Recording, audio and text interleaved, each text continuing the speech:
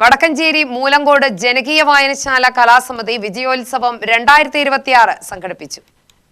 2025-26 വർഷത്തിലെ SSLC+2 വിജയികൾക്കുള്ള അനുമോദനം TM Sasi MLA ഉദ്ഘാടനം ചെയ്തു. അറിവ് നേടി വളർന്നു വരുന്ന കുട്ടികളെ പ്രോത്സാഹിപ്പിക്കുന്നതാവട്ടെ,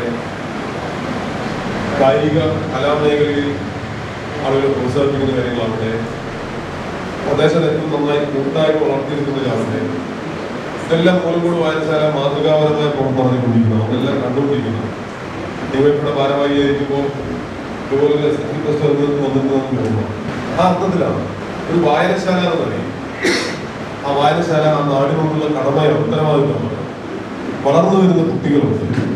ഭാവി ശോഭനമാക്കുന്നതിന് വേണ്ടി അവരെ പ്രോത്സാഹിപ്പിക്കുക എന്ന നാടിന്റെ ഉത്തരവാദിത്വം ആ വായനശാലകളിൽ. ചിലപ്പോൾ ആരെങ്കിലും ചിന്തിക്കുന്നുണ്ടാവും, ഞങ്ങൾ പഠിച്ചു ജയിച്ചു, ഇതൊക്കെ ഇത്ര വലിയ കാര്യമാക്കുന്നുണ്ടോ, ഞങ്ങൾ എല്ലാവരും ഇങ്ങനെ വിളിച്ച് ഇങ്ങനെ കോപ്പിയും അനുഭവങ്ങളൊക്കെ തരേണ്ടതുണ്ടോ എന്ന് ആരെങ്കിലും ചില ആളുകളെങ്കിലും ചിന്തിക്കുന്നുണ്ടോ? നിങ്ങൾക്ക് അങ്ങനെ തരേണ്ടതുണ്ട്. എന്തുകൊണ്ടാണ്? ഞാനും പറഞ്ഞിട്ട് നിങ്ങളിപ്പോൾ പറയുന്നുണ്ടാവും. ചിലപ്പോ അച്ഛനോടും അമ്മയോടൊക്കെ നമ്മൾ പറയുന്നതാണ്, പിന്നെ ഞാൻ കഷ്ടപ്പെട്ട് പഠിച്ചില്ല ഇല്ലേ, പറയില്ല ചിലപ്പോഴെങ്കിലും പറയും.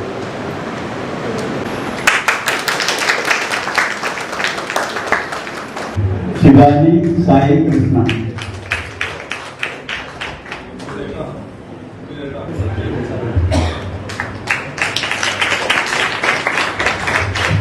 അനിൽ സുഭാഷ്, ആഷിഫ സൈദു, ഗൗതം ബാബു.